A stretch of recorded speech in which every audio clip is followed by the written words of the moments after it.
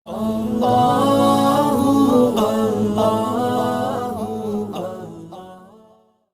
الله الرحمن الرحيم. اللهم يا رب العالمين صل وسلم وبارك وأنعم وتحنن وترحم منك ومن ملائكتك ومنا على من أرسلته رحمة للعالمين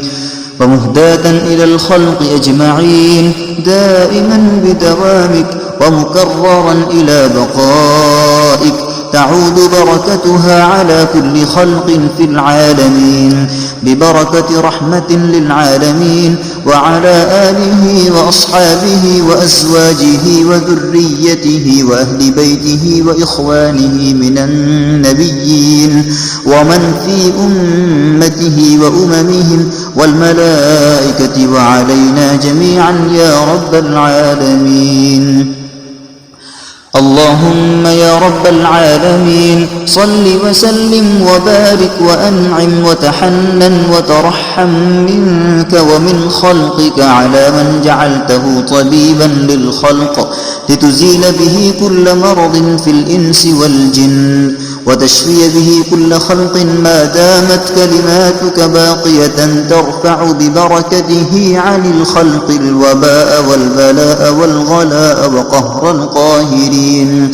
وعلى آله وأصحابه وأزواجه وذريته وأهل بيته وأمته والنبيين وأممهم والملائكة والخلق أجمعين.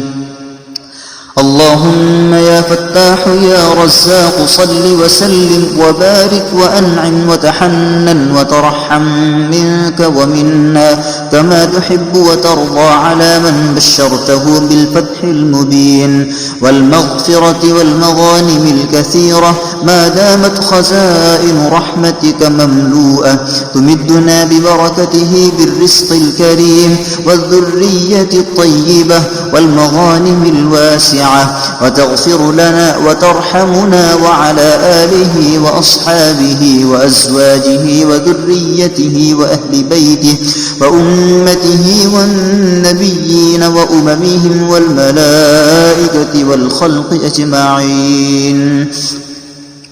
اللهم يا عليم يا حكيم صل وسلم وبارك وأنعم وتحنن وترحم منك ومن خلقك ومن العلماء خاصة على من أوتي علم الأولين والآخرين وجوامع الكلم ومنابع الحكم ما دامت حكمك تتجلى تعلمنا ببركته علوما وحكما وحججا من لدنك ما تنفعنا ونزهق الباطل وتوفقنا أن نعمل عليه وعلى آله وأصحابه وأزواجه وذريته وأهل بيته وإخوانه من النبيين ومن في أمته وأممهم والملائكة والعلماء وعلينا جميعا يا معلم المرسلين. اللهم يا من قهر كل شيء بقدرته ورحمته صل وسلم وبارك وأنعم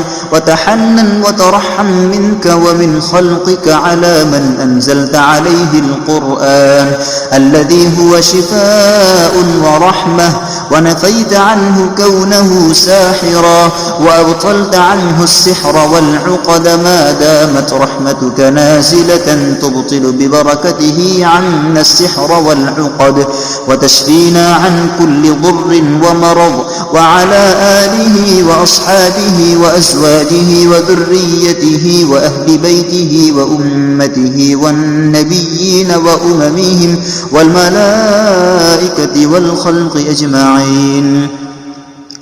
اللهم يا من خلق إبليس والدجال والشياطين وجنودهم ابتلاء لخلقه صل وسلم وبارك وأنعم وتحنن وترحم منك ومن ملائكتك ومنا عدد خلقك ورضا نفسك وزنة عرشك